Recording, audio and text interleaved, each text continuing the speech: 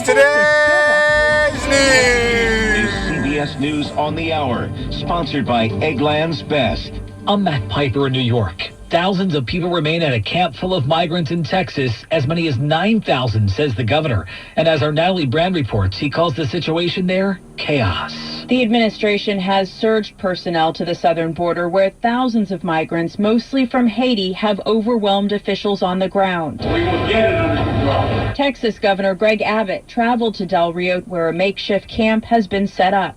It's total chaos. And the Biden administration, they need to up their game big time. The governor of Texas is one of more than 24 GOP governors who have written to the Biden administration demanding a meeting about what they call a national security and humanitarian crisis at the southern border. President Biden responds to what's happening at the border. We will get it under control. He made those comments while walking to meetings with other world leaders in New York after addressing the United Nations General Assembly. Standing in front of the iconic green marbled wall at the UN, President Biden said the U.S. is back at the table in international forums. And while he cast the current global struggle as one of democracies versus autocracies, he insisted We are not seeking a new Cold War. Instead, he urged unity in the fights against COVID and climate change. Because we'll all suffer the consequences of our failure. In Afghanistan, Mr. Biden said the world must act together to hold the Taliban to its commitments and advocate for the rights of women and girls. Stephen Portnoy, CBS News, Washington. FBI Director Christopher Wray testified on Capitol Hill that while extremist groups have never stopped plotting against the U.S., the agency is better positioned to stop them. The past 16, 18 months or so, we've more than doubled our domestic terrorism caseload from about 1,000 to around 2,700 investigations.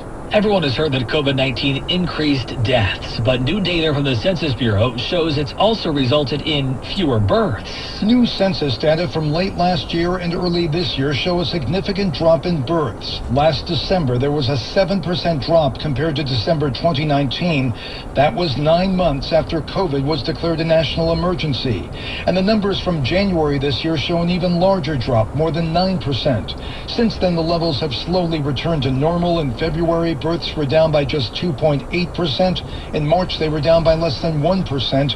More than 20 countries show similar patterns. Steve Futterman, CBS News. Singer Sarah Dash has died. A member of the LaBelles with that 1970s hit, she was 76. The Dow lost 51. This is CBS News. Well, that's today's news. Today's news. I didn't hear any good news, did you? I didn't think so. I guess it's all about perspective. The glass is half full. Well, as always, I want to thank you again for coming along with me on these Dash Cam News adventures. You know the drill. Peace, love, and all that hippie jazz. Bye-bye, everybody.